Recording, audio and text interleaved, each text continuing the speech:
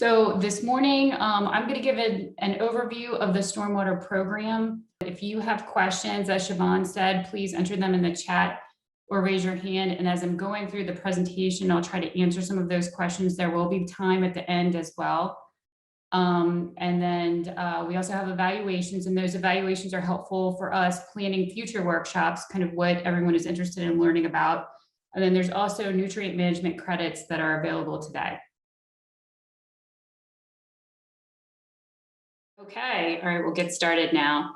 An overview with the program this morning, we're just going to give, an understanding of the stormwater program, our delegation responsibility, talk about plan review, inspection, maintenance, the different types of facilities, maintenance inspection, and resources. So as you guys are all aware, in Delaware, you are never very far from water when land is developed. The potential for impact to ecosystems and natural areas is significant. And we are very mindful of this on every project that's under construction. So it's state regulations. So the DNREC Sediment and Stormwater Program have delegated responsibility to other agencies throughout the state. So it was established by law and regulation in 1991. And it requires all land disturbing activities of 5,000 square feet, so not very big, just 50 by 100, to operate under an approved plan. So whether you're building a house, a subdivision, a commercial project, you are submitting a plan to the Conservation District for review and approval prior to any kind of earth disturbance activity. So as I said, the program is delegated to local municipalities, conservation districts, and DelDOT in Sussex County. That responsibility is delegated to the Sussex Conservation District, including all municipalities. So we're responsible for everything in the county, except for DelDOT, any kind of road projects, but anything that's happening in the municipalities, our office is also overseeing. We're reviewing those plans and overseeing that construction activity. And then we work closely with those municipalities and government agencies when the project's under construction. So, and DNREC does oversee our program. So sediment and stormwater delegation. So the Conservation District, we are delegated sediment and erosion control while the site is under construction, stormwater management, reviewing plans for compliance with the regulations. We also inspect those projects until they are fully constructed, meaning everything is built out, every single family home in that development until the project is completely finished. And then we also provide maintenance inspection. So when that project is finished, our involvement doesn't end. We continue to provide maintenance inspection and technical assistance in outreach and education for perpetuity. So we will continue to be involved in your community forever in one capacity or another.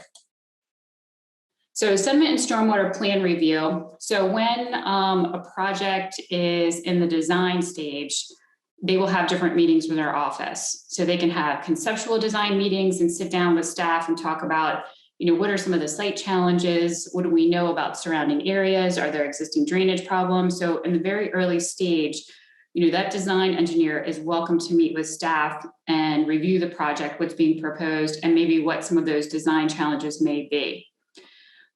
They also have a pre-application meeting with our office where there's specific information that's given to us about the project. And then, we talk in more detail of, what soil testing may be involved. Is there a high water table? What type of stormwater practices may be feasible in that location? So we have very, detailed meetings that are intended to provide guidance to that designer. So when the project is actually submitted, we are reviewing for sediment and erosion control. So the silt fence that you see around a construction site, we're reviewing for stormwater management, how that project is mitigating the impact in the watershed. So in pre-development, that project is probably a farm field, a wooded area that is then being turned into, either a commercial development with a lot of impervious cover or a residential subdivision with impervious, roads, roof runoff. Basically, that construction activity, that land use change is increasing runoff from the property. So the stormwater design is intended to mitigate that impact in the watershed so that we do not increase flooding downstream. And then we also want to protect our waterways. And so that project is also addressing water quality.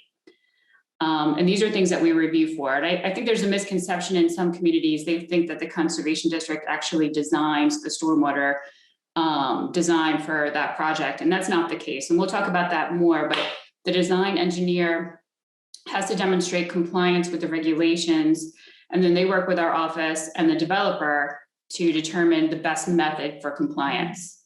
Our office is also involved in downstream analysis, pollution prevention, as-built reviews. So our review staff is very busy reviewing proposed projects and then also reviewing as-built data, plan revisions, addressing drainage complaints and other issues that come up with every project that's under construction. So sediment and stormwater inspection. So our office, after that project is approved, after that design engineer has demonstrated compliance with the regulations, that project then goes to construction. And that starts another delegation responsibility, which is inspection. So we have 4 full-time inspectors on staff who are responsible for overseeing all of the projects under construction in the county. So as you can imagine, they're extremely busy, running all over the place. But to kick off that project, we have what's called a pre-construction meeting. And at that pre-construction meeting, we meet with the developer and the contractor and maybe the home builder. And we talk about what is required to comply with the regulations while that project is under construction.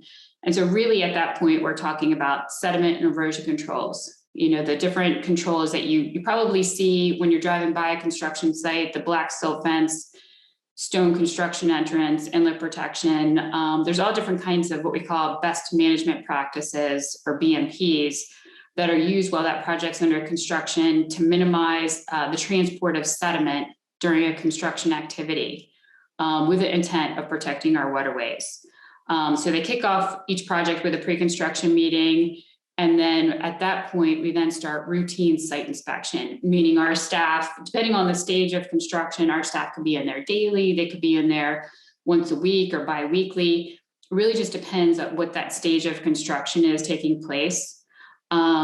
So we generate reports, we send those reports to the contractor and the developer with the intent of trying to assist them in maintaining compliance with their approved plan. So we don't want there to be a discharge from a construction activity, just as much as that developer doesn't want to receive a call from our office that there's an issue. That's our job, is to make sure that we're protecting our waterways. So our staff also provides stormwater maintenance inspection. We do have a part-time maintenance inspector on staff who goes out and inspects all of our closed out projects and also provides technical assistance to homeowners and developers. So stormwater maintenance inspection. So we are required to inspect all closed out projects. And what that means is, the project is completely done. You are no longer living in a community that has construction activity taking place. You are living in a community where everything is done. All of the units, all of the houses are built. The entire project is probably been turned over to a homeowners association. So we provide technical assistance and inspection to those communities. So at this point, we know that there's probably about 2,000 closed out projects, if not more, in Sussex County. And so at this point, our inspector, he goes out by area. So he'll spend, a couple of weeks in like Bethany or Ocean View and kind of move in those areas and try to hit all of the closed out projects in those regions. And then he generates a report and sends it to the appropriate party. Probably our biggest challenge is finding who to send these reports to.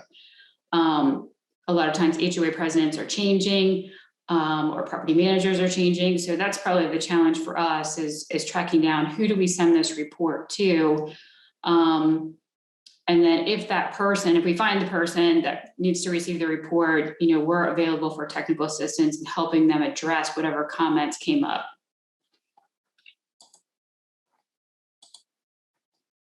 So types of different stormwater management facilities. So a lot of times, you may see a commercial project, especially on Route 1, kind of, very expensive area to use real estate up to put a stormwater facility. So you may see like a whole new commercial complex come in, but then you're not actually seeing a stormwater facility. Well, sometimes that stormwater facility is actually underground. So there are many different types of stormwater facilities out there that provide what we call quantity management, that are mitigating that impact to the watershed. So we have wet ponds, which is typically what you would think a wet pond is. It has water in it, and the storage in that wet pond is everything above what we call the permanent pool. Dry ponds are completely dry basin, except if it's raining and there's water being directed into it. But for the most part, the pond is dry.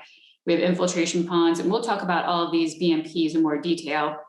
Bioswales, bioretention, filter strips, constructed wetlands, vegetated roofs, and underground stormwater management systems. So there's many different types of methods for a developer to comply with stormwater regulations. So wet ponds, pretty much every stormwater BMP for a project is designed to provide quality management. So we want to protect our waterways. So a wet pond is required to provide extended detention, meaning it is metering outflows and trapping sediment before it's actually being released. So there's every BMP that's constructed provides some level of quality treatment. And then the quantity management we talked a little bit about, you're mitigating that impact in the watershed, going from a farm field to a wooded area to a subdivision that has a lot of impervious cover. And so you're increasing runoff from that with that land use change. And so that stormwater facility is there to mitigate the impact and to meter out flows to what we call a pre-development rate, so that we're not increasing flooding downstream. And then there's the aesthetic appeal, and that's something that's not really required under the regulations, but something that we reach out to communities about, because not only does it make the community more attractive, it also improves water quality. So when communities go above and beyond what's required in the regulations, it's really a win-win for both the development and for the watershed. Increased biodiversity. So we talk about things that you can do to go above and beyond to enhance that stormwater facility. So wildlife habitat, flood prevention, and minimizing erosion. So these are all things that we're going to talk about a little bit further. So how does a stormwater pond function? So in every community, you'll see either swales or pipe storm drain, and that is what we call the conveyance system. So the district actually doesn't have jurisdiction on the conveyance system. So the roadside swales or the pipe storm drain, it's up to a developer to determine how they want to comply with the county standards. So there's really, if the developer would like to do swales, that is an option. We can't make them do storm drain. I mean, the one benefit, we receive lots of complaints about roadside swales. It seems to be one of the biggest challenges in Sussex County. But swales do provide more water quality than a pipe system. So there is a benefit to having swales, even though aesthetically and functionality, it can be a challenge to the resident that has a roadside swale in front of their house. But that conveyance system is typically under the jurisdiction of Sussex County Public Works, a different agency. Our responsibility starts when that water enters the stormwater facility. So the BMP that's being used to manage the runoff, that's providing quantity and quality treatment, that is what our office has jurisdiction on. So runoff from the community enters the pond, flows into the system. Typically there's like a forebay, a collection area at the point of inflow to try to collect any kind of sediment. So what we're reducing the transport of sediment and nutrients from going out, so that the pond treats that water, allows the particles to drop out, and then cleaner water drains out to what we call a low flow orifice. And what I try to stress during these workshops is how important it is to, have an understanding of how this outlet structure works. So when the project is reviewed, we're looking at these structures to meter outflows, what we call a pre-development rate, so that we don't increase flooding downstream. So you'll see these orifices or notches on an outlet structure, and those are designed to meter outflows for the 10 and 100-year storm events. So in Sussex County, under the stormwater regulations, every project is required to show how they're meeting quality treatment, and then how they're managing what we call the CV and FV. And the CV is the 10-year storm event, which is 5.3 inches in 24 hours. and the 100-year storm event, which is 9.2 inches in 24 hours. So these are what we call our design storms. So every stormwater facility is required to analyze these storm events and demonstrate how they're being managed or conveyed so that we don't have flooding internally in the community, and then we're also not having flooding downstream. So the big thing with this outlet structure is to be aware of where the water level is. So right here, we're looking at a sample wet pond, and that low flow orifice where you see this little circle here, the water should always be at or below that elevation. So if the water is holding a permanent pool well above, to the top of this structure, well, then we know that there's some type of obstruction, and then we've lost storage volume in that system. So what's really important is always being mindful that the pond is holding at its design or below its design, what we call permanent pool elevation, so that we have all of the storage volume in that pond for a storm event. And then after you get the rain event, you want to make sure that after 24 hours or so, that water draws all the way back down to that low flow orifice, and then you've regained that storage volume in the pond. And I'll talk about this a little bit more. So stormwater pond maintenance. So some things that we look for, the big thing for us is we always start at the outlet structure. And I just stress how important it is to be mindful of how that pond works. So you want to know in your development what type of stormwater facilities you have. Do you have dry ponds, infiltration ponds, wet ponds? You need to have an understanding of what type of stormwater facility is in your community, and then have an understanding of how it's supposed to function. We do have subdivision plans here. So if it's something, if you live in a development now and you don't have those plans, you can send an email in and request those documents, and we'll send them to you. And then once we send them to you, if you're still uncertain as to what type of BMP you have or have questions, we can always provide technical assistance to answer those questions, or even have our maintenance inspector come out and meet with you. But so the first thing you want to do is you want to be mindful of what type of stormwater facility you have, and then you're going to look at the outlet structure, because that's what's releasing the water. And this is what's also controlling the water that's leaving. But then if it's holding too much water, that can create flooding internally. So we start here, we look at the outlet structure, we look at where that pipe is discharging. Is that free and clear? Are there any kind of cracks or anything that's happening with the structure? If the orifice is open and the permanent pool is below that orifice, well, then we know that we have the appropriate storage volume. So another thing is to maintain access to these areas, like making sure that there's maintenance around the outlet structure, that it's free of debris and trees so that you have access to it. Removing any kind of trash and debris. This has probably been somewhat of a challenge for communities that still have active home construction. It seems like on windy days, any of that Tyvek paper or construction material seems to make its way downstream to our stormwater facility. So removing those objects is important. Removing unwanted plants, such as Phragmites. And what we try to stress to communities is to plant native vegetation. Not only is it aesthetic, but it improves the overall health of the stormwater facility. And then you start to see those native birds and other organisms that want to live and use that pond as a healthy habitat. So the buffers, this is also a big issue in many communities. The buffer is not a regulatory item. It is something that's strongly encouraged. We very much want people to maintain a buffer, basically a no-mow zone between the water's edge and the side slope. Our soils are naturally highly erodible, and having that buffer reduces sedimentation from entering the pond and extends the life of the stormwater facility. So routine maintenance, we just talked about, removing trash and debris, checking for erosion.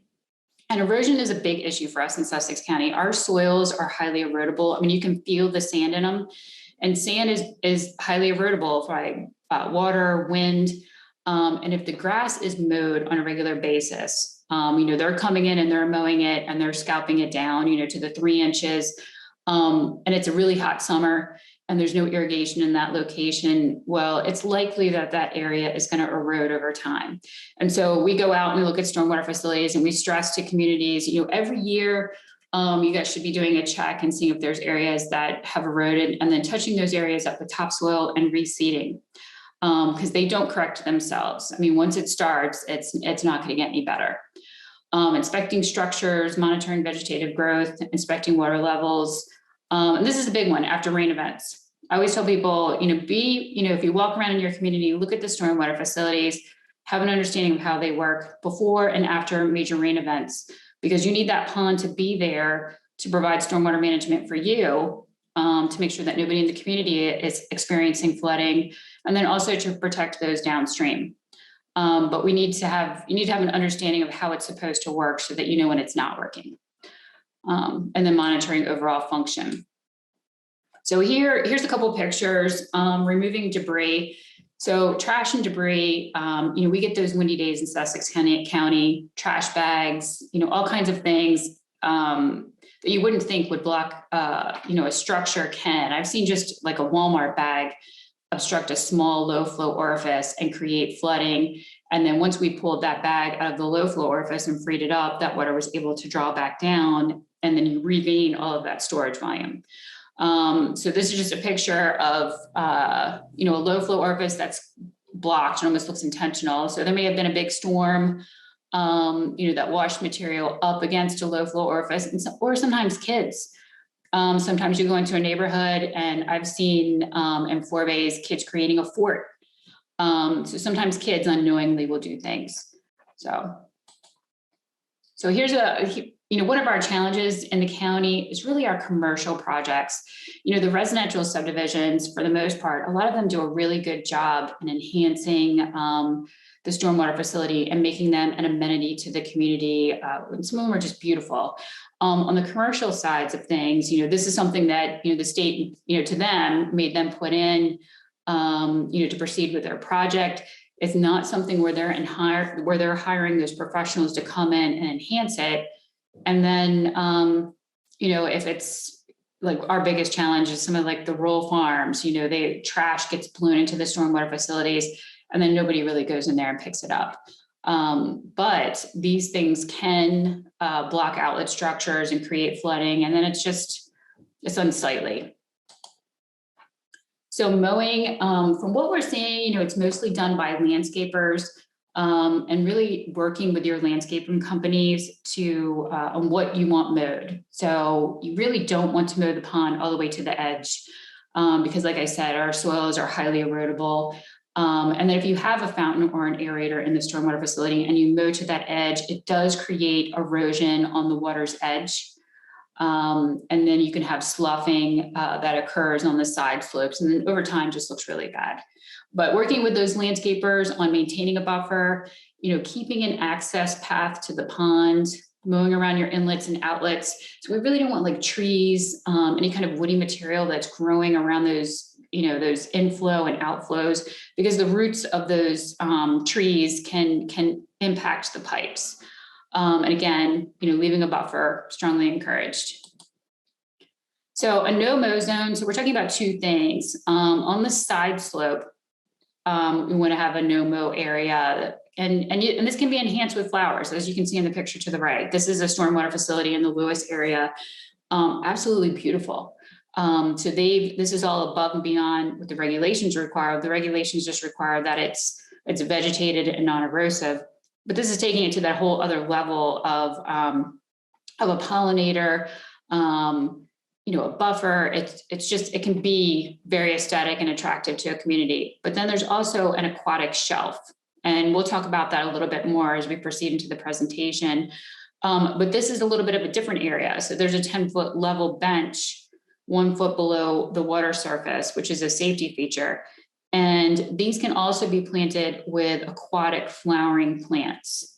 And you'll see the pickerel reed and cardinal flower and other flowering vegetation. And then you'll start to see like hummingbirds and butterflies, other pollinators that will come to these areas. These buffers improve water quality. They're filtering these areas, reducing nutrients from entering into the pond. And then they're also naturally a deterrent of geese. Geese don't like to walk through tall buffers. So the benefits. So again, having these different pollinators, this is a picture of pickerel weed. And then we all see the great blue herons all over the place. and all different kinds of herons, actually. I mean, I'll see all different kinds of birds in the stormwater facility. So even though it's there collecting stormwater runoff from your community, it is still a habitat that's full of fish. And you'll have the birds coming to feed in those areas. And that's really why, people either live or move here. I mean, we have many beautiful natural resources in Sussex County, and we want to preserve those areas and enhance them. So maintaining vegetation. So again, we talked about, removing any kind of small saplings around the inlets and the outlets. So as you can see, here's a picture of an outlet structure below. And these trees, the bigger they get, the more expensive they are to remove. So catching them early enough and managing them is going to cost the community far less money than if they wait till it's the giant tree. So just being mindful and keeping these areas free and clear. And we don't want the tree roots to damage the concrete, the pipes, or anything like that. That can be quite costly to an HOA. So just really watching these areas. And the same thing for your inflow points. You don't want them to restrict drainage. This one picture here, this is, this tree is huge, probably one of the biggest I've seen in Sussex County. It was in the flow line of a ditch. And so it was blocking a stormwater outfall. We had to figure out what to do. They ended up not taking the tree down. We were able to work around it. But even trees in the flow line of a ditch, if you can catch them early enough, you want to remove it so that you don't restrict drainage. And then you don't want to be left with having to remove something as massive as this. So stabilized banks. For us at the Conservation District, the side slopes just have to be vegetative and non-erosive. So again, it's not required that you have this buffer, it's just strongly encouraged, but our soils here are naturally erosive. And with that, most of the stormwater facilities are not irrigated on the side slopes. So in the summertime, when we're going to have dry periods, extensive heat, and if you're mowing these on a regular basis, you are going to get erosion. And so it's really beneficial if you can work with your landscapers to mow this less frequently or to maintain that buffer. It's in your best interest as a community. And then it also provides additional water quality. So fencing, this is one of the questions that we get from a lot of communities, especially if they've moved from another area, another state. There is no fencing requirement in Sussex County. So the only safety feature that's built into a wet pond is what we call a 10-foot level safety bench. So meaning that below the water is a flat area where if that person fell into the pond, they would land on that level bench and then be able to walk out of the stormwater facility. The state had found that fencing really didn't deter children, and that if an adult had to go after that person, it would be that much more challenging. And that they didn't feel that it provided any kind of safety benefit. So fencing is optional. It's something that's not required. I did get a question, is there a minimum amount of plant vegetation required by state regulation that states the developer is required to have an infiltration pond prior to being turned over to the homeowners association? So we're going to talk about infiltration facilities here soon, so I will touch on that. All right, when to hire a professional. So a forebay is the initial inflow point into a stormwater facility where the pipe enters the pond, and it's a collection area. And that's really where the sediment is going to drop out before it spills over into the rest of the pond. And so instead of having to dredge an entire stormwater facility, you're really just going to have to scoop out those small initial clean out areas right where the pipe discharges. And these are things where you're going to hire a professional or your stormwater pond maintenance company to address for you, not typically something that a homeowner is going to do themselves. So other things to be aware of, structural issues that occur. And as you can see, I mean, our soils are sandy. So if there's a weak point, unfortunately, water is going to find it. So these are some areas where we've seen the geotextile fabric failed or wasn't installed correctly. And then we did have sloughing of the riprap in areas that had to be fixed. Also sinkholes, that seems to be something that's pretty common.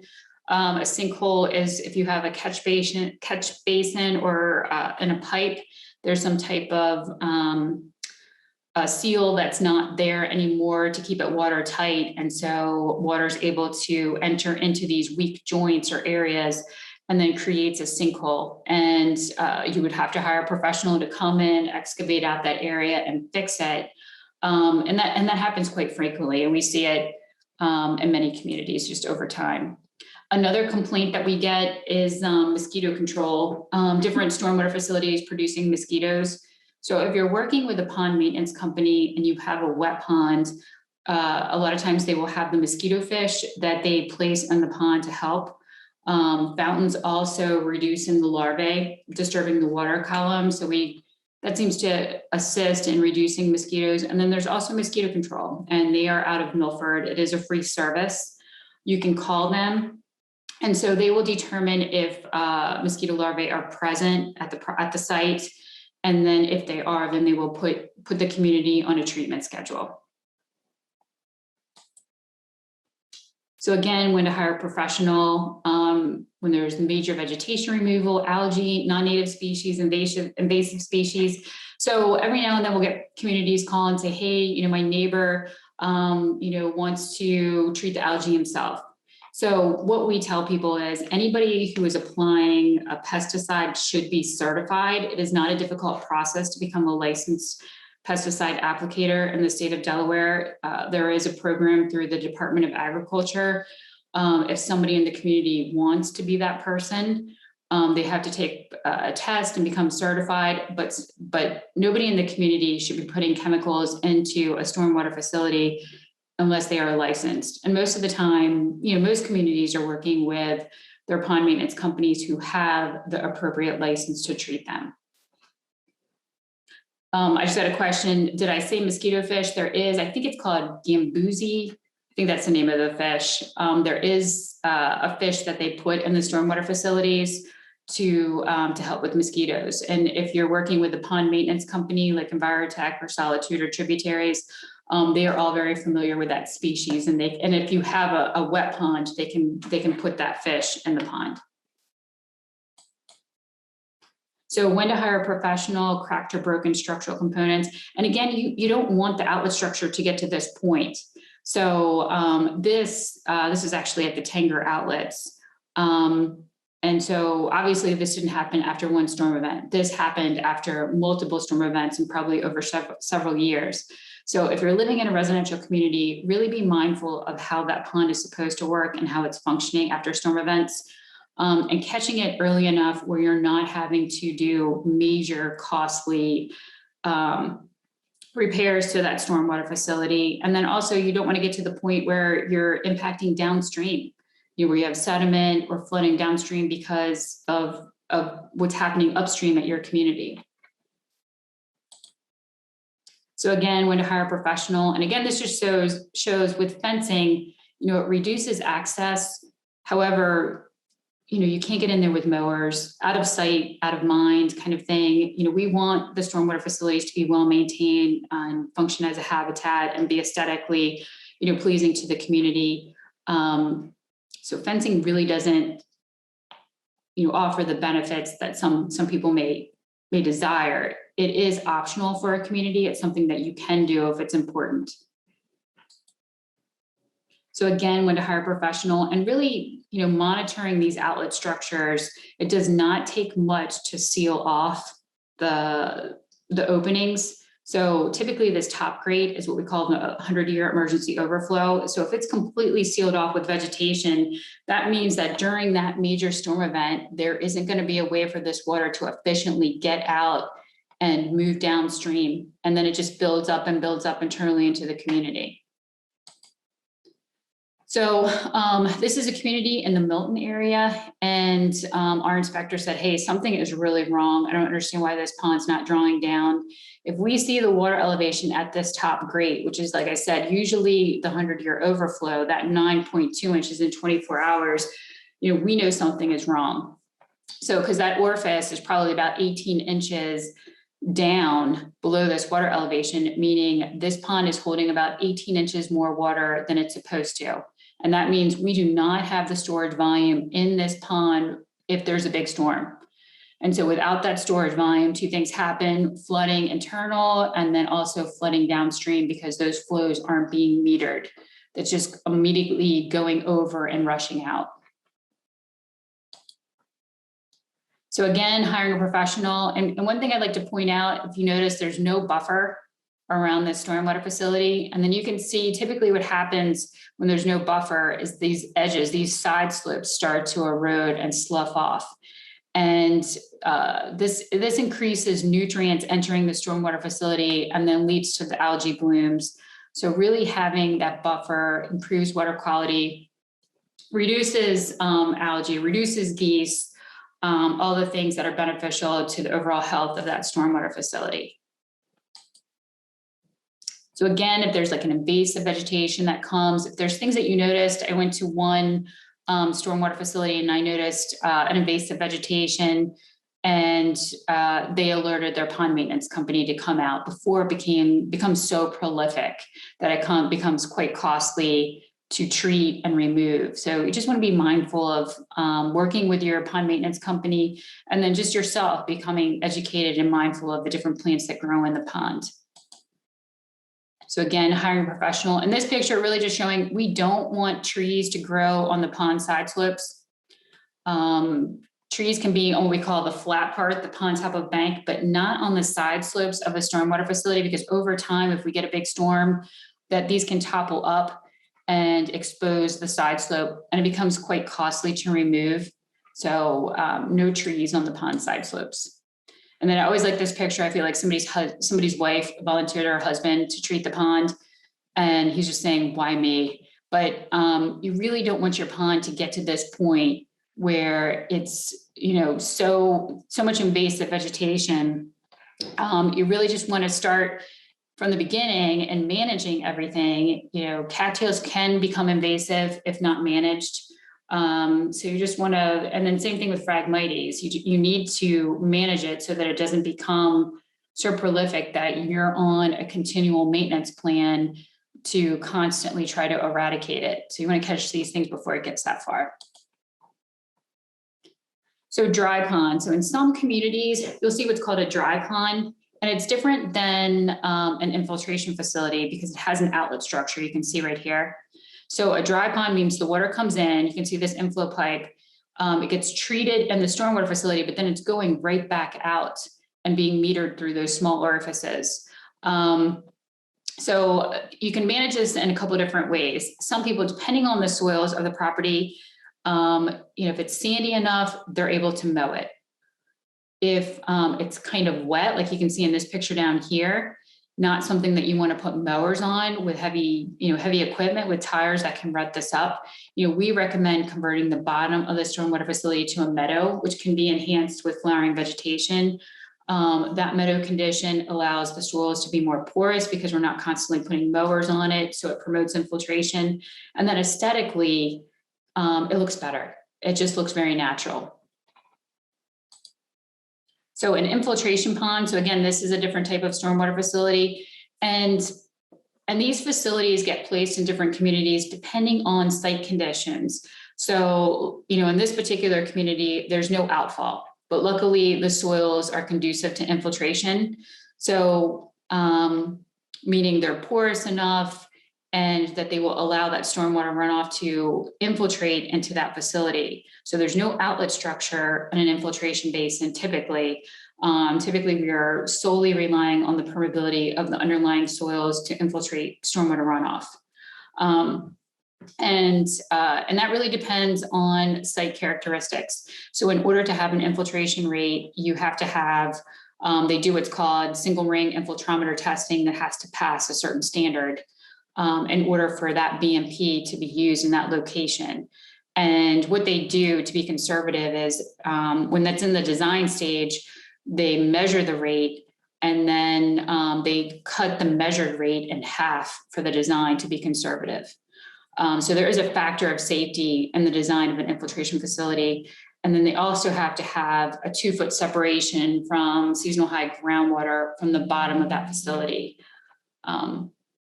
So not to say that there haven't been challenges with infiltration facilities, but this is a type of approved BMP in the state of Delaware.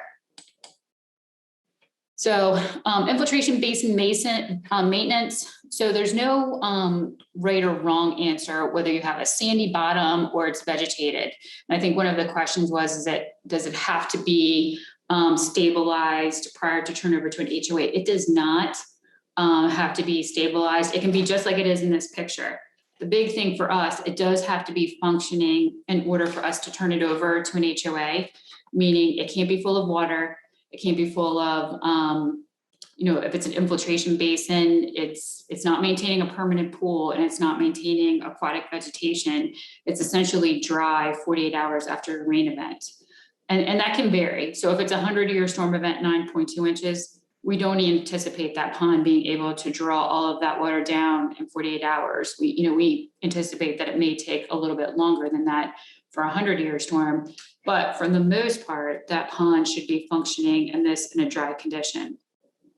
So the state says, hey, the bottom of the facility doesn't have to be vegetated. It can be just like this, or you can add vegetation. And that really depends on the characteristics of the soils, whether or not they will support vegetation, meaning that there's enough aquatic or enough organics there to support vegetation. We want them to be vegetated. It's recommended because we think the vegetation keeps the soils more porous and promotes infiltration. But if the soils are kind of marginal, not the best, sometimes adding an organic matter can make it even worse. So it's really site specific. So bioswales, so I get this question a lot from communities. They're like, what's the difference between a bioswale and just the regular swale that's in front of my house? So the swale that's in front of your house, we call that a roadside swale, and they are typically never a bioswale. The roadside swales in front of your house are under the jurisdiction of Sussex County Public Works. They inspect the road and the road right of way. The bioswales are usually, you may see them throughout the community between houses, and they're fairly substantial, or they may be downstream of a stormwater outlet, and they don't provide quantity management, meaning you're not going to see water being held in these. It's treating the water in a certain, what we call a residence time. So it's providing water quality treatment before it gets to a waterway. So, and bioswales can be enhanced. So this is a bioswale that's located in between two houses. Not very common, but we do have this in some developments, and it can be enhanced. As you can see in this picture, they've allowed it to grow up in a meadow condition. This check dam that's in here, that's a temporary practice. So if you have stone in the middle of yours and you're in a completed community, that stone was there, it should have been removed. It's just a temporary practice to allow the vegetation to take hold. And then once it's vegetated, the stone, we call it check dam, can be removed. So this is another picture of a bioswale here. You can see that check dam was left in place, and it almost acts like a dam. So if you live in a completed community and you think you have a check dam, this may be something that can be removed to allow the water to flow through more efficiently. And in bioswales, we want the grass to be maintained a little bit higher, just because it's an area that's going to be more saturated. So any area that collects water and is conveying water is going to be a little bit soggier, a little bit wetter. So we don't want to mow it quite as frequently. One, mowers going through the center of that can change the grade pretty easily if it's wet on a regular basis. And plus, just keeping that grass a little bit higher provides additional water quality. So these are some pictures of enhancement. So we had one resident who contacted us and said, hey, I really don't like this bioswale. I would like to enhance it. And so they did. We worked with them and they put native plants, which have grown. This is early in that stabilization process, but they essentially turned it into a meadow with lots of different native plants. So both neighbors worked together to come up with a solution here. And then there's also the native bioswales. With the broom sedge, the pretty grasses, taking these areas out of mowing as frequently as you would your yards. So not mowing in the flow line. And what we see a lot of times when there's mowing in the flow line, for some reason, when they're mowing this side slope, it's like the tire ends up right in the center of the swale, and then it ruts it all up. And then we've got pockets that are holding water. So we really try to minimize that as much as possible. And these are the areas that are going to be the wettest. So the tires are going to sink in those areas and creates the divot. And when we work with developers a lot, when that bioswale was initially constructed, it was perfect.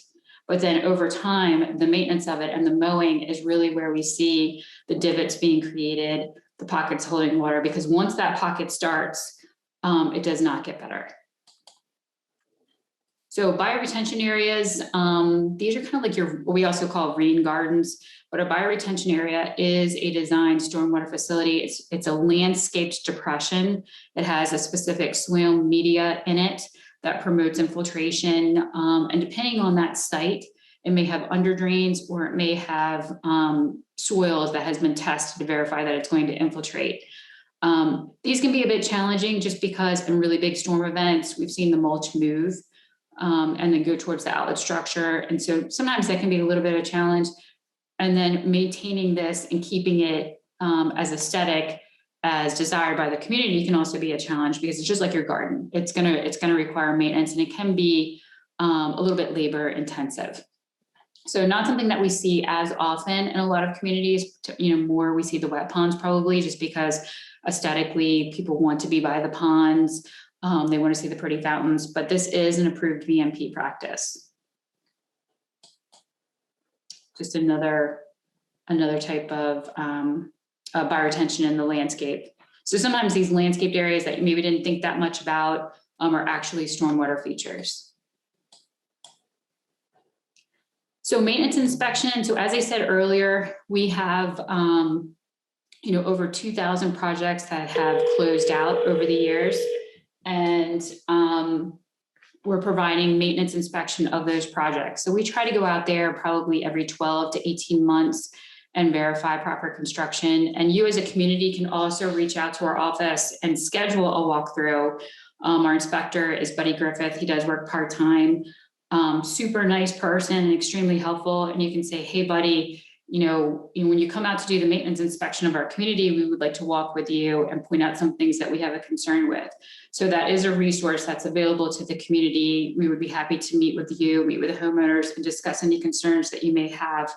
And then we can verify if everything's working correctly or not. So when we go out to a community, as we showed in that picture earlier, we're starting at the outlet structure. This kind of tells us what is happening with the site. Is the water draining the way it's supposed to? Are there blockages downstream? Is the water either at or below the low flow orifice?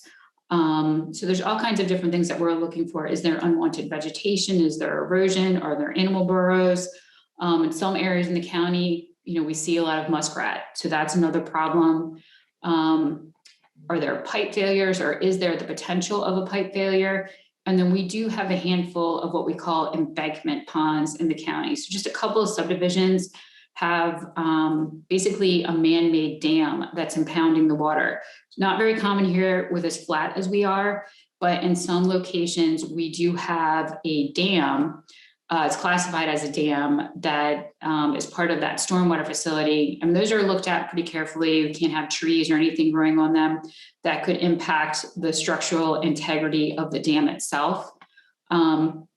So in those communities that have that type of stormwater feature should be made aware and then, inspect yourselves and then also reach out to us to verify that everything's okay. I did get one question. We have bioswales with drains installed, sinkholes around drains. How common is this and what is a better way to manage? All right, let's come back to that one because I may need to ask what community you're in, but we will come back to that one. So maintenance inspection reports. So when our office goes out, like I said, we're looking at that outlet structure. We're looking for obstructions, making sure that everything is functioning the way it's supposed to and that the pond, number one for us is that stormwater facility holding above the permanent pool elevation and storage volume has been compromised. So because we want to make sure that that pond is going to provide stormwater management for you, the people who are living there, and then also is not creating any kind of flooding downstream. So if it's holding above its design permanent pool, and sometimes we see this with fountains or pond fills, Sometimes pond fills are running so much that they are, the water elevation has risen because they're pumping more than what can go out the outlet structure. And then that water starts to build and build. So we have seen that in some communities. We've even seen some communities where residents wanted more water. And so they plugged the low flow orifice, thinking that, they're doing the greater good for the community and having a prettier pond. But really what they're doing is they're reducing storage volume in that stormwater facility. So these are all things that we're going to look for. And then we want to hear from residents because you live there. So, when you're walking your dog or walking around your neighborhood, look at the ponds and try to have an understanding of how it's supposed to work. And then what I always tell people is you need to be prepared for those big coastal storms. Like we had the nor'easter last week. You need to know that you're going to have the storage volume in that facility when you get that rain event. Hurricane Sandy, different tropical storms, we're in a coastal area. So we get these massive rain events. And it's very important that you're ready and that your pond has the storage volume in it in anticipation of these events. So we're still in hurricane season now. The end of this month, we're out of it. So it's from the 1st of June all the way to November 30th. And that's a big worry. I always joke with my office. I'm like, oh, it's the start of hurricane season where we really have to watch these storm cells for two reasons. One, for projects that are under construction. That's always our concern, is having a discharge while it's under construction. And then two, what communities are going to have issues. So really being mindful of how everything works is in your best interest. So dry ponds, the things that we look for is adequacy of vegetation. We're looking for whether there's erosion. Sometimes we'll see boxes have, created dens. Sometimes kids have, done things, four-wheelers, all kinds of stuff, trying to make sure that it's functioning correctly, that the dry pond is not full of water. And then we look for woody vegetation. So, the longer you wait to remove the woody vegetation, the more expensive it's going to be. So these are all things that we're going to look for: low flow channels, clearing obstructions, is the downstream outfall blocked, sediment and trash accumulation, forebay status, encroachments on ponds. So we had one community where a house had really encroached, where they were putting a retaining wall onto the side of a stormwater facility. And it was like, whoa, where did this come from?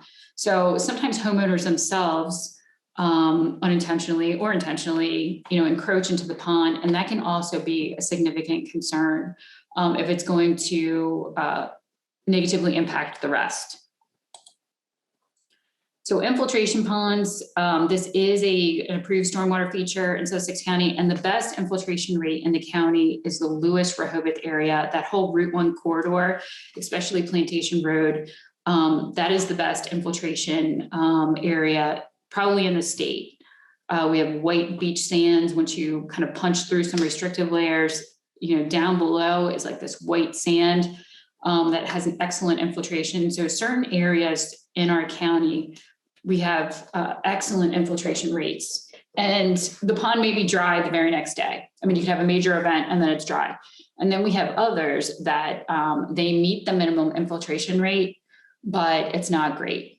And those sites can be very challenging to work with communities aesthetically on making sure that pond, is being managed appropriately, and then also managing expectations of, this meets the spec, but there's some concerns where we have to continue to monitor. So we do have some of those communities too.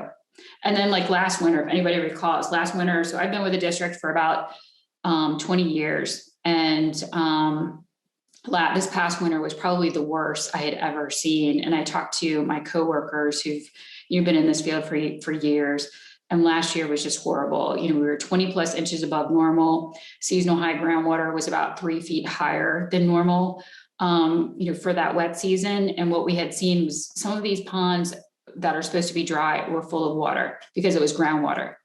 And it was really nothing that we could do except to ride out this horrible wet season and hope that it would draw back down in the spring and in the summer and then start to function. So we've had a couple sites throughout the county that we continue to monitor and check to make sure that that it's going to function as designed, and that year is just an anomaly.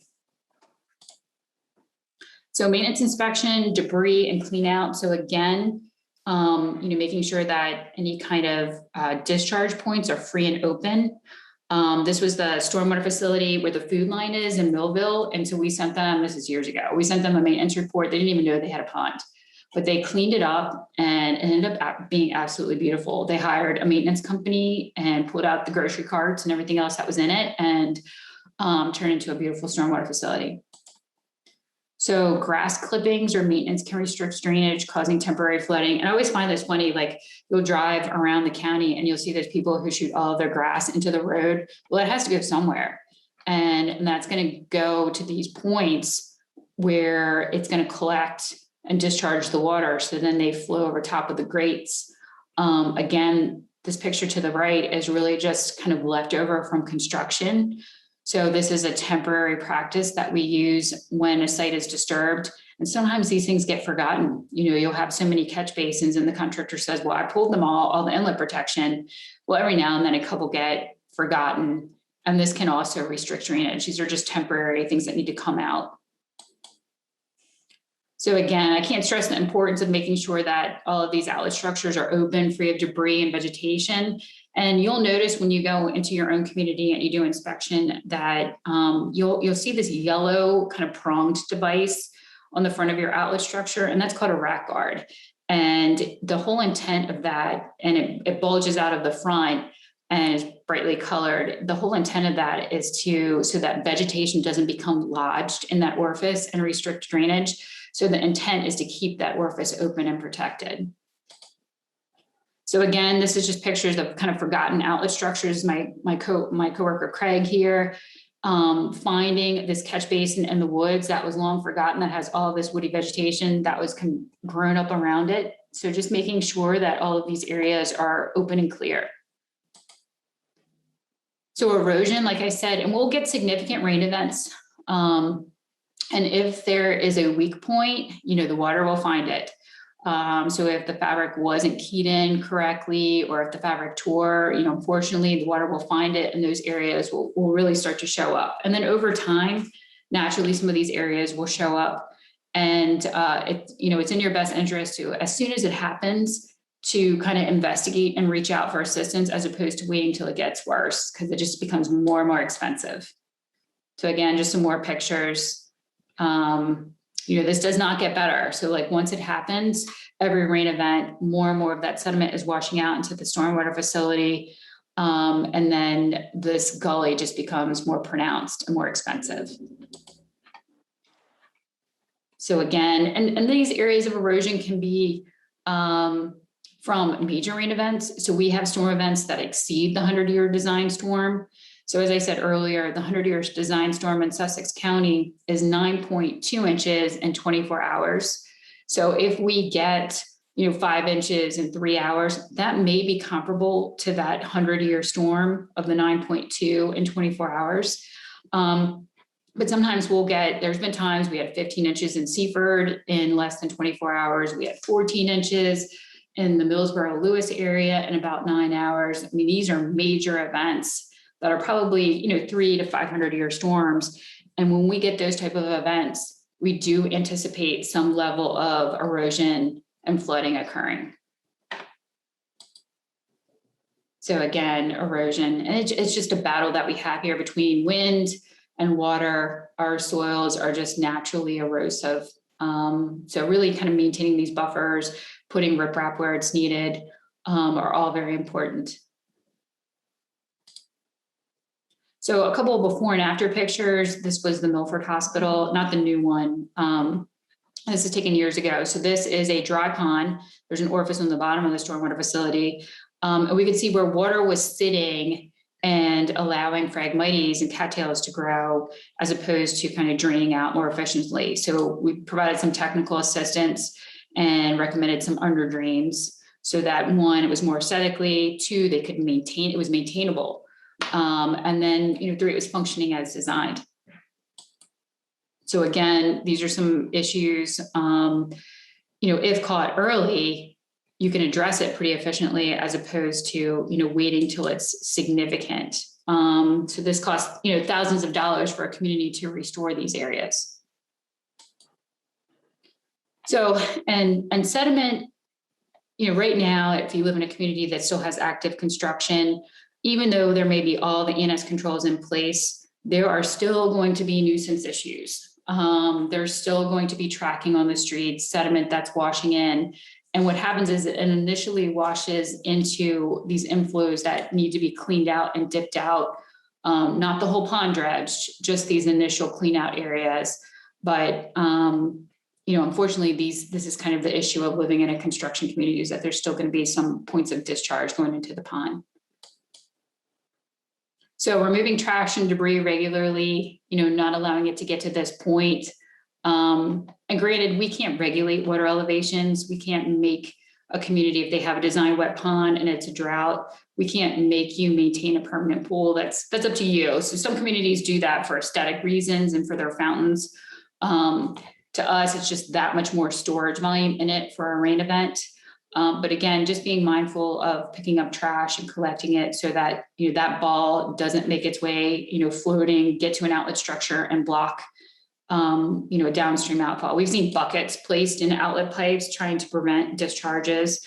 We've seen balls too lodged in pipes, sometimes intentionally by neighbors. So we've seen all kinds of things over the years. Again, another picture of just invasive vegetation over time. It's just much more easier if you can maintain this on a regular basis, as opposed to, every couple of years coming in doing a major cleanup. And we try to stress that too. This is a commercial project here, to all property owners. Commercial is a little bit more challenging than the residential side. And again, you don't want it to get to this point, because once it becomes this prolific, you're on a maintenance plan for years. It's not like a one and done kind of thing. This is, we're going to treat it this year, and then we'll treat it the next 5 years too, to try to get this under control. You want to try to catch things early. So I always like to kind of wrap up on a positive note and talk about some successful maintenance and share pictures.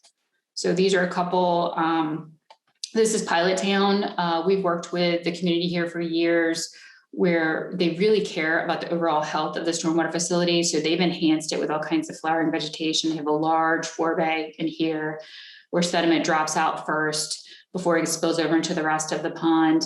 They've also put bird boxes, flowering vegetation, all kinds of things, park benches. So they really create it as an amenity to the residents.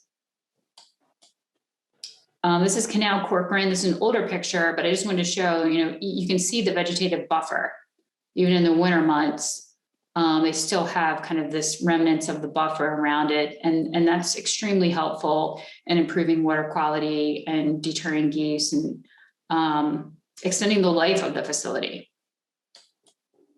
So again, planting with native plants, having the pickerel weed, it's a win-win. It's aesthetically attractive to the community. It provides habitat. It provides buffer, improved water quality, all of these good things.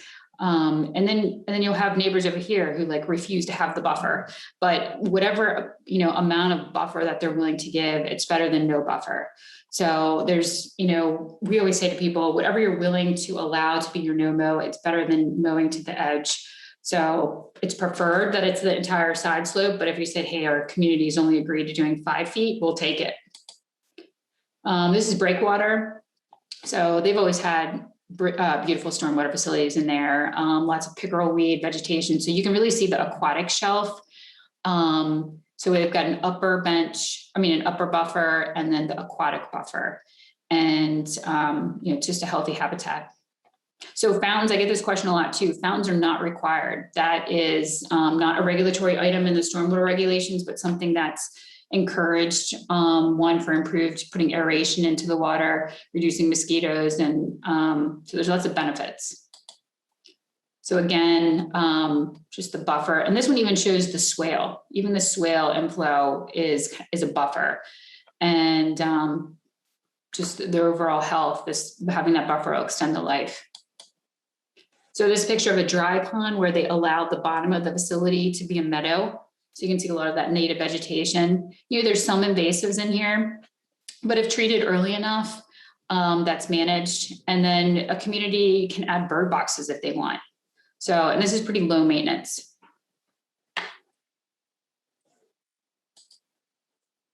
Technical resources. So all of our workshops that we partnered with the University of Delaware, the last one was on turf management.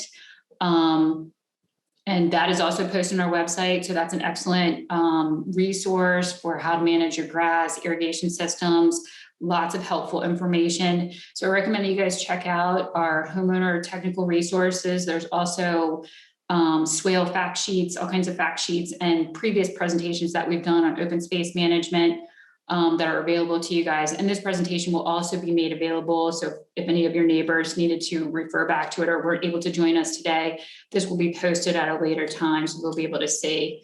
There's also plants, signage, other at our online store. So helpful resources there. And so yeah, check out these other technical resources. All this will be made available in the presentation and phone numbers, websites. And then I will go ahead and take questions. And I see one that was just on the pickerelweed. So from Cindy Porter, pickerelweed and duck potato, can these add too much debris to a pond requiring removal? We have had some communities where they've gone in and harvested that vegetation. And I think if you're working with a pond maintenance company, a lot of times what they do is they harvest it from your pond and they take it to somebody else's. So we have had some where communities get a little concerned that they're not seeing as much water because that vegetation has become so thick. And that's something that you would work with your pond maintenance company on managing for you. So that can happen where the vegetation becomes just a little too dense. And then I had another question here. It says, can you recommend a local vendor that makes signs, and what verbiage do you recommend to be placed on the signs?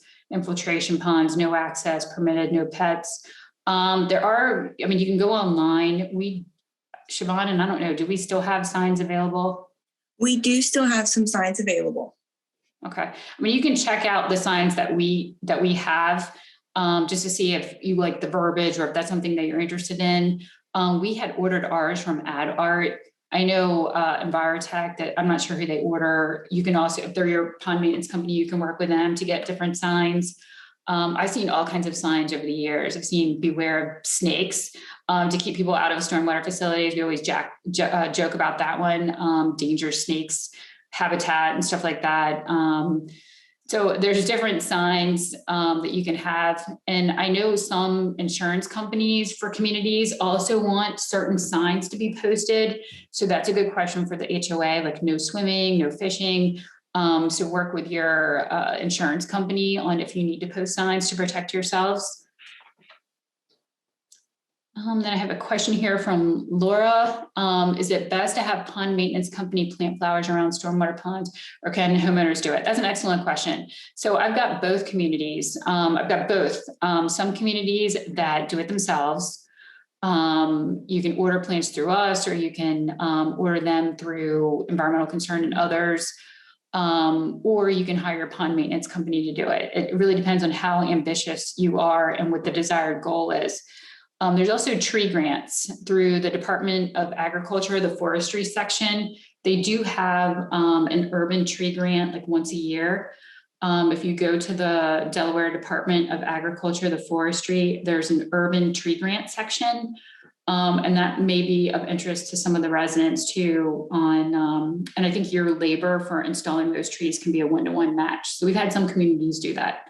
I think those grants are usually due like maybe in January, around that time frame. So I would recommend checking that out. Let's see, any other questions here? I think I skipped the question on the bioswales. It says we have this is from Cindy Porter. We have bioswales with drains installed, sinkholes around drains. How common is this, and what is a better way to manage? And that was the Red Mill Pond. I don't know if we have actual bioswales in Red Mill Pond. If you want, my email address is here. So if you have very specific questions about your community, feel free to email me. I will look up your subdivision and let you know what type of BMPs are in your community or any other questions that you have. And then also if there's been maintenance inspections done in your community, we can provide those reports to you as well. So does anybody have any other questions? There was one early on about, is there a requirement of a certain amount of vegetation that needs to go around a pond? Yeah, I think that was the infiltration facilities. So the side slopes do need to be vegetated and non-erosive. The bottom of the facility does not have to be vegetated. It can be a dry sandy bottom or it can have vegetation. And that really kind of depends on what the soils are like for that location and whether or not we can add organic matter to support the growth. If the soils are really kind of marginal where we don't want to add any kind of soil media that would restrict drainage, then we don't, because we don't want to compromise, the function of the stormwater facility. If it's one where we're like, okay, the soils are definitely, it's going to drain, we want to plant the bottom, then we add that compost material and can plant wildflowers or meadows and stuff like that. And then it looks like Eileen, I have a question from you on roadside swales controlled. Can they have stone rather than grasses? That's a good question. So the roadside swales are under the jurisdiction of Sussex County Public Works. Here's their website and phone number. We do have a swale fact sheet on our website. So the swale fact sheet kind of breaks down, what a roadside swale is, who to contact. So if the county is still actively inspecting your community, you cannot put a stone in the roadside swales. Because if they are still inspecting that roadside swale, then it's developer responsibility to comply with the county and what they were required to do. So if you go in and add the stone and the developer's still on the hook, they may ask you to remove that stone. So you really want to make sure that the county has signed off. It is truly HOA responsibility, and then you can work with your HOA whether or not you can add stone to the roadside swales. So some communities like Hart's Landing, I think they've done a river rock in all of their flow channels. Some communities have the valley gutters, the concrete valley gutters. But you just want to make sure you check with Sussex County Public Works as to the status of that project with their office, so that you're not then doing something and then being told you have to remove it, because I have seen that. Okay. Jessica, Yes. I have a question. Okay. In many of these subdivisions development, they're tearing down woods and forests. Does the Sussex Conservation District participating in the perk tests that this land can absorb the water as a result of them tearing down all these forests? Does Sussex Conservation District have any input in the perk tests? And the perk test or the stormwater design? Well, I'm talking specifically that the soil can absorb the development of anything in these forests. Right. So and Tom, what happens when a subdivision is submitted to our office? Yes. Let's say that it was woods and they're removing the woods. So it's a significant change in what we call the runoff number to go from a wooded site to a development site. Yes. And so that stormwater is sized appropriately from converting it from woods to a residential with impervious surfaces. So they base the sizing of the stormwater on, from a pre versus post, changing it from a woods, which has the least amount of runoff, to the development, and they have to mitigate that impact in their stormwater. Now, in regards to what happens, can a single family lot, what happens to those lots and infiltrating the runoff? I mean, that is a challenge because we have a lot of lots that are built up and they're on compacted soils and trying to sustain grass. And so John Everson, who did the presentation last month on turf grass management, talks about some of that and how to manage your yard with these site conditions. But that is a challenge. But the stormwater is sized adequately for the removal. Does that answer your question, Tom? Yeah, I guess really maybe maybe it's not in your realm to analyze whether the soil can absorb adequately the destruction to the forest that a new residential community would cause.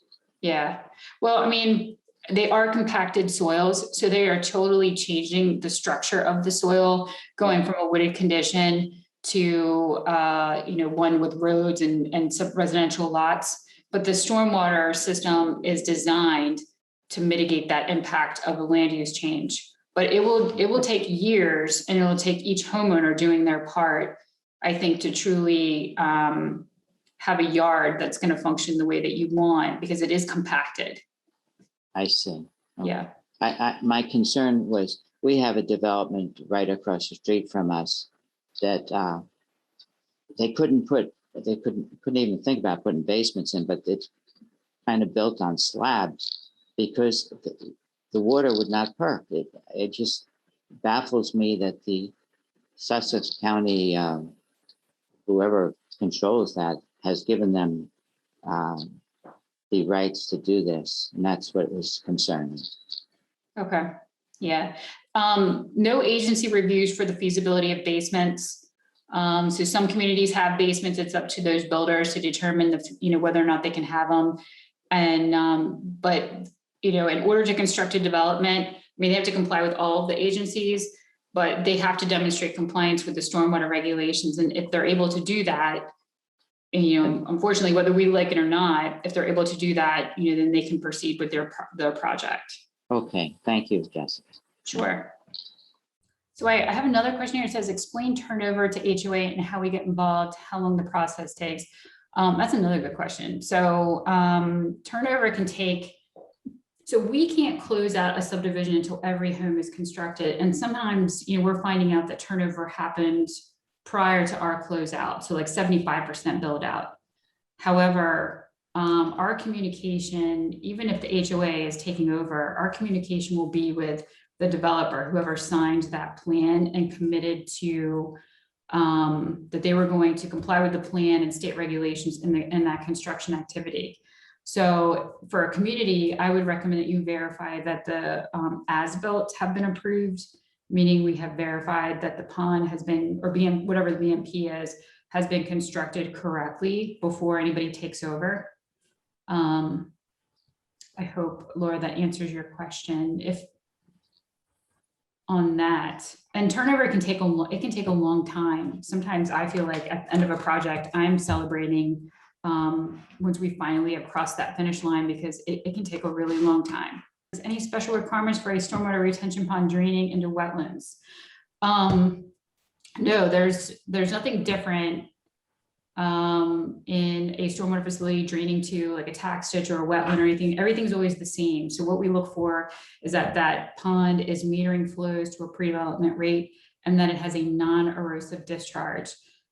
Discharging to any type of waterway can be a challenge if we have events that exceed that 100-year storm, or creating a channelized flow, which is what happens from a stormwater facility, can also create some issues.